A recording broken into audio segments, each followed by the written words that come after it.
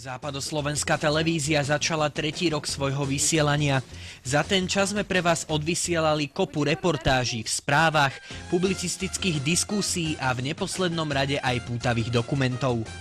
Televízia vznikla kvôli tomu, aby sme boli taký doplnok verejnoprávnej televízii a televízie, ktoré robia spravodajstvo.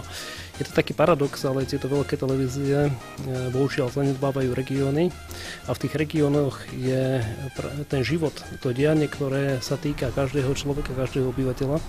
Takže Západoslovenská televízia vzniká preto, aby mapovala prioritne dianie v regiónoch.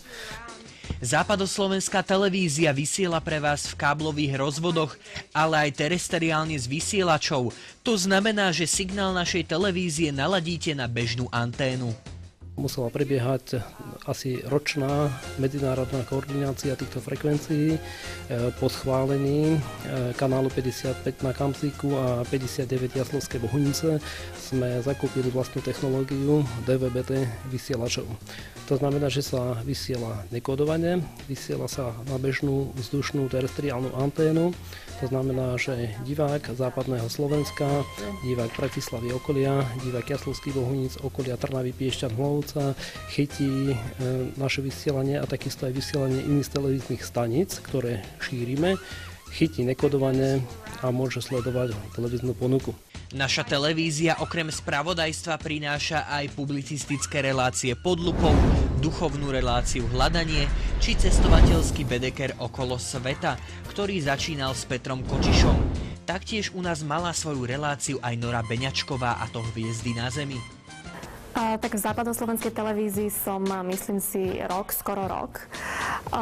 Kolektív hodnotím veľmi pozitívne, sme tu naozaj výborný kolektív, rozumieme si, snažíme sa robiť pre divákov čo najkvalitnejšie veci a dúfam, že sa im to páči.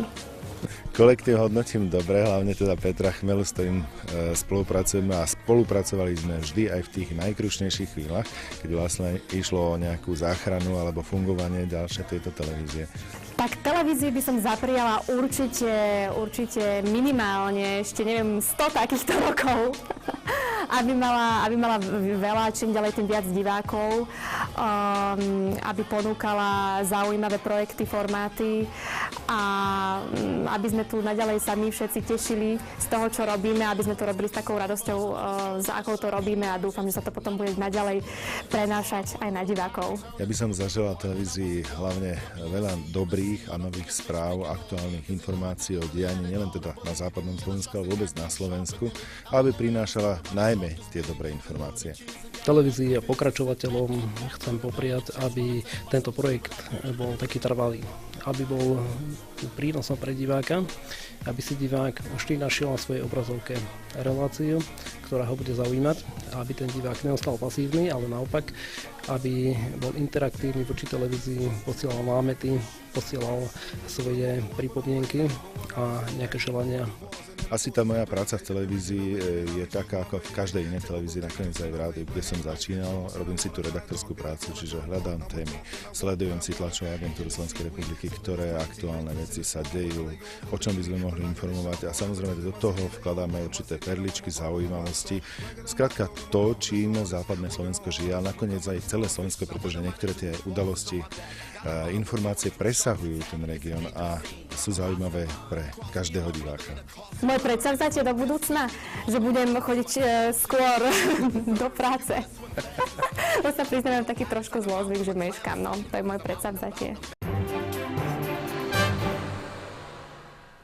Happy birthday to you, happy birthday to you, happy birthday dear Západoslovenská, happy birthday to